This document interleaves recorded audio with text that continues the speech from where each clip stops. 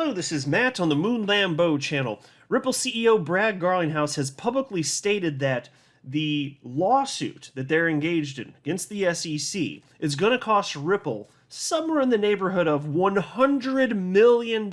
He said that on stage at Consensus 2022, which was streamed by my fellow XRP YouTuber, the Digital Asset Investor, and so certainly credit where it is due. Now, I want to share with you a key piece of this. I actually transcribed a portion of what Brad Garlinghouse had to say, which pretty much brings the primary point home. And I've got opinions from and comments from 3 attorneys within the XRP community, specifically on that point, including attorney Jeremy Hogan. And then there was this article from a few days ago. This is from Cointelegraph. Gillibrand and Loomis state that most altcoins are securities. Now, Gillibrand and Loomis, those are sitting United States senators. And so yesterday and today, attorney Jeremy Hogan and also attorney John Deaton chimed in on this. And it's interesting specifically because within this article, it is claimed by a senator, a sitting U.S. senator, that Gary Gensler is effectively giving Ethereum a free pass. Yet when any regular person walks up to him, he's like, I'm not going to comment specifically about any individual cryptocurrency. And by the way, he won't even specifically speak publicly regarding whether or not Bitcoin is a security. And they don't even know who the hell made Bitcoin. So he's all over the place, whatever. Interesting stuff, but before going further, I do want to be clear, I do not have a legal or financial background of any kind. I am not offering legal or financial advice, and you definitely should not buy or sell anything because of anything that I say or write. I'm just an enthusiast who enjoys making YouTube videos about crypto-related topics, but just as a hobby and just for fun. And by the way, I did notice, for those of you looking at your screen, you're all familiar with YouTube. You're on YouTube right now. You know that there are videos that YouTube would like you to click on, and this is what it looks like if you're on a desktop PC or laptop, whatever. If you're on a computer, it doesn't matter, personal computer. And I noticed that YouTube is recommending to me my own video right here. And I gotta tell you, I'm very tempted to just stop recording right now and listen to that sweet, sweet, sweet, sweet, sweet hot jam. That's so tempting right there. Anyway, YouTube, I just want to say thank you very much for recommending my own video to me. It's just lovely out there. So what's on your screen right here right now is a image, first image, image from the first second anyway, from the Digital Asset Investors live stream where Brad Garlinghouse was speaking at Consensus 2020, and it was CoinDesk's Zach Seward, who is the deputy editor-in-chief, interviewing Brad Garlinghouse, and he effectively asked Brad, hey, what's going on with the SEC versus Ripple lawsuit? And Brad Garlinghouse had the following to say. The headline for me is, I feel like it looks good in large part. I think it's very clear. The more that has come out, the facts are on our side. And more importantly, the law is on our side. I think the case when it first was brought, it was misguided. I frankly, to this day, can't even explain why some of these decisions were made. It's super frustrating, there's no question. It's been a big distraction for the business. Despite that, the business has grown very quickly. Now, pause and note, this is the headline as far as I'm concerned, and Brad said the following, and this is astonishing to me, how much money is being wasted here, but Brad said, when it's all said and done, we will have spent over $100 million fighting the SEC. The dynamic there is, in my opinion, the SEC bullies companies into settlement because they can't afford to fight. Phew, pause right there. That is good to see. I'm glad that Brad Garlinghouse isn't standing there with his hands tied behind his back effectively. He's saying, nope, the SEC, yeah, they're basically being bullies right there.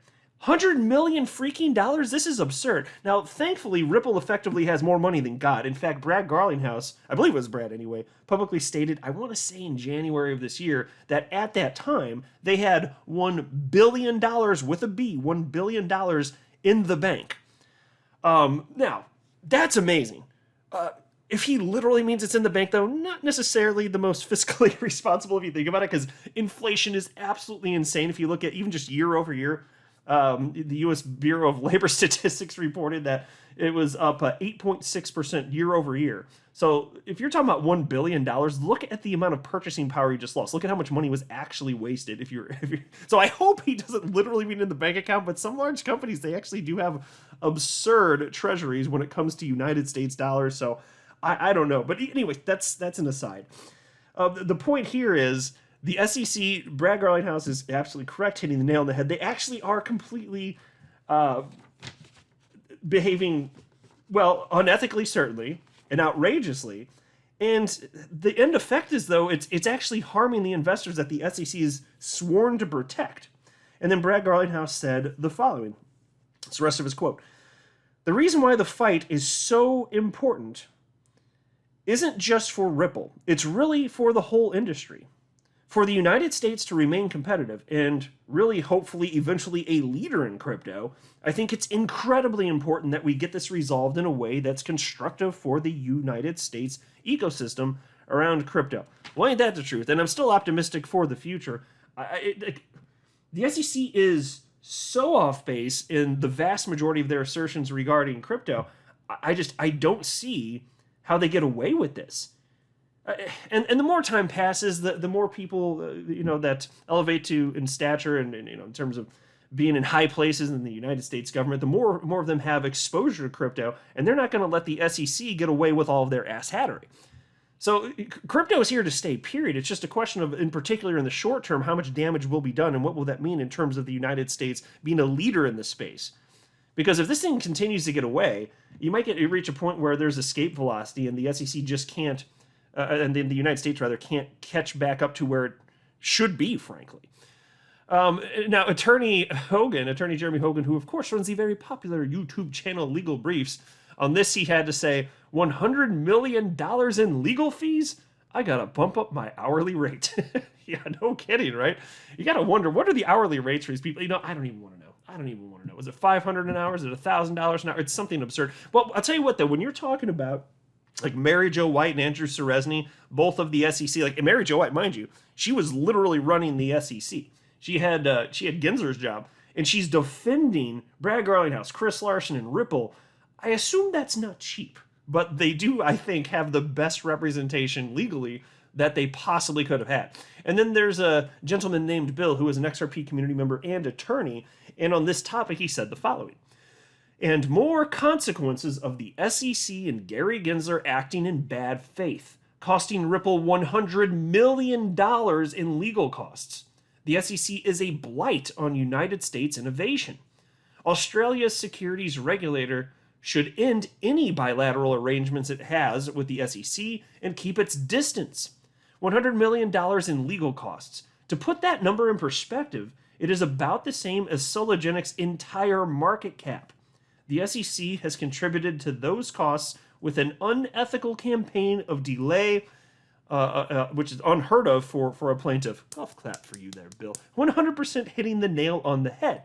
Here's attorney Fred Ruspoli, member of the XRP community, and he said the following. Thank you, digital asset investor, for Brad Garlinghouse's consensus speech. One thing blew me away. He thinks their legal fees in the SEC case are near $100 million. That's insane. I was confident the amount was $50 million, but double that?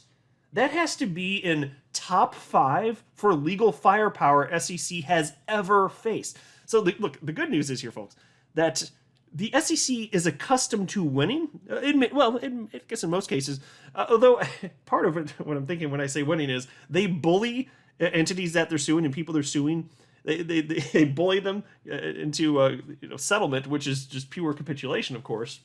And it's because people don't have the funds, the monetary war chest to fight back. Now, in the case of Ripple, they don't messed up because, like I said, Ripple has more money than God. So, Ripple, thankfully, from a financial perspective, they're not sweating bullets over this. This is not a big deal financially for Ripple in terms of like whether or not they can handle it. But it's still wrong and unethical, and Ripple shouldn't have to go through this, don't get me wrong. But the SEC isn't used to facing something like this. They're used to just, I'm sorry, yes, sir, please. Can I have another? That type of attitude. But no, not from Ripple. They are really fighting back. The SEC made quite the strategic blunder, although then again, I will say, Jay Clayton on the way out the door, he knew he wasn't going to be the one that was going to take the heat for this ultimately. I mean, yeah, of course we talk about heat. We give him heat here in the XRP community, but I'm just saying, like, as far as who has to deal with the brunt of this, it's actually Gary Gensler. Because in a real way, obviously, he's the one running the SEC. So Think about that. And then there was somebody named XRP Al Fawcett who responded to Attorney Rispoli and wrote, to be pedantic, he said he expected them to be $100 million by the time the case is over. That isn't the figure so far. Still an S-word ton of money, though. So yeah, so that's a fair point. And I quoted the actual quote, which indicated that they expect the final cost to be $100 million. And so Attorney Rispoli responded and wrote, you caught that. So it depends if Brad Garlinghouse is factoring in trial or not. I would guess the $100 million is to get through summary judgment. Whatever I spent on a case, excluding trial, I plan that trial expenses will be 100 to 150% of that. So trial is double or more usually.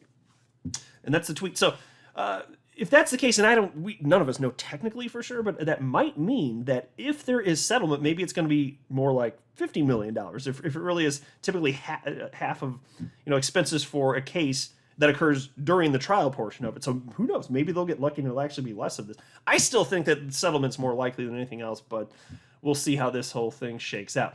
Now, to the next story, again from Cointelegraph, this piece is titled, Gillibrand and Loomis state that most altcoins are securities. United States Senators Kirsten Gillibrand and Cynthia Loomis believe that most altcoins would likely be considered securities under their proposed new legislation, but they confirm that Bitcoin and ETH will be classified as commodities. So I'll just pause the state right there.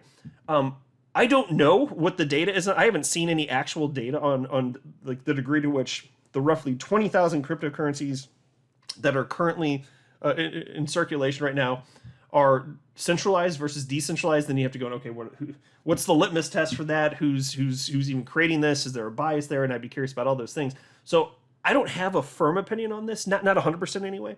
I tend to think that the SEC really, in all likelihood, shouldn't have power over perhaps most cryptocurrencies, but I can't state that firmly because I don't know if the way that these are structured, if these cryptocurrencies are actually centralized. Because to me, if a cryptocurrency is not sufficiently decentralized, then you do have that prong of the Howey test, the common enterprise prong. If that's satisfied, then and at the other three are as well. I mean, it is a security then.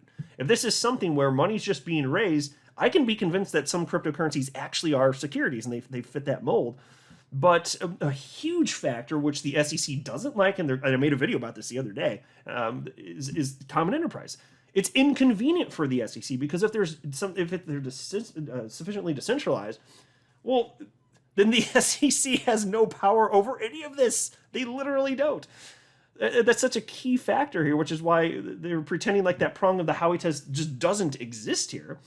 And so for these senators to state that, Bitcoin and Ether are commodities. Well, okay, I can understand in part why Bitcoin gets a free pass. Okay, fine. It was the first cryptocurrency and nobody knows who the hell made it. But Ether? Why are you specifically citing Ether when there are like 20,000 altcoins just about?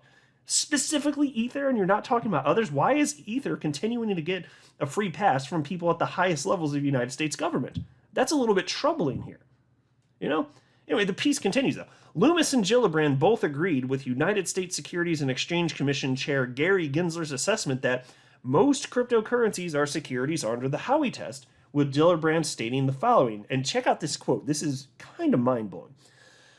Most cryptocurrencies go to the SEC. Bitcoin and Ether would be certainly commodities, and that's agreed upon. That's agreed with Chairman Gensler as well as the chairman of the CFTC. End quote. Oh, is that right, Senator? Gary Gensler says to you that Bitcoin and Ether specifically are commodities? Well, it's interesting because you go back 4 years ago, Gary Gensler said that ETH was a security. What the hell changed since then? And he refuses publicly to state that. So he's telling you that, but he's not going to tell us here then, the public? The piece continues. Gillibrand pushed back on reports characterizing the legislation as making the Commodity Futures Trading Commission the primary regulator. I don't think CFTC is the primary regulator, she said. They just have the obligation to regulate Bitcoin and Ether, the majority of cryptocurrencies today, end quote. So I don't know why she worded it like that. They just have the obligation to regulate Bitcoin and Ether, and she says those are the majority of cryptocurrencies today. No, there are 20,000 cryptocurrencies. Now, if you're talking in terms of market cap, okay, that might be a different measurement. Okay, maybe that's what she actually meant, and she just sloppily worded it. But either way, I'm just sitting here thinking like, holy hell, Why would you state this specifically about Ether? Why does Ether continue to get the free pass? It's not logical. It's disturbing. And so here, Attorney Jeremy Hogan yesterday tweeted out the following. I would certainly like someone to ask Senator Gillibrand when and how Chair Gensler told her that, quote, Ether would be certainly commodities, end quote. And maybe someone could also ask Chair Gensler if that is true. That would be news to me. And then Attorney Deaton today said the following on this topic. Mr. Chairman Gary Gensler, when you took an oath to protect investors, were you thinking of senators? Why is it that you inform a senator in private that Ethereum is a commodity and not a security, but you refuse to make it clear to the general public while testifying under oath? Curious question, isn't it? I need to heart that, actually. It's a weird world we live in, folks. There's so much gamesmanship going on, and it's offensive to see. It's like we've got a front row seat, and so we're tuned into the nitty gritty, and the typical person out there isn't and wouldn't know that any of this is going on. Now, I still have confidence overall in the system. It's not a perfect system. No system is. But I think generally speaking, justice is done. And this asset class is so important, so instrumental to the development of finance. And it was, in particular, in the coming decades, it will be.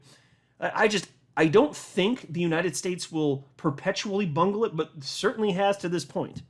But there are so many people coming into places of power that are growing up with Bitcoin and cryptocurrencies. It's not going to get banned. It's not going to go away. And I don't think it's going to be regulated in such a way that the United States is not allowed to innovate. It's just happening right now. But it's messy, and it's a power struggle. That's what's going on right here. Let me know what you think below, but that's what I got for you in this latest Moon Lambo Hot Jam. Thanks for stopping by, folks. I am not a financial advisor. You should not buy or sell anything because of anything that I say or write. That would be a very, very, very bad idea. Until next time, to the Moon Lambo.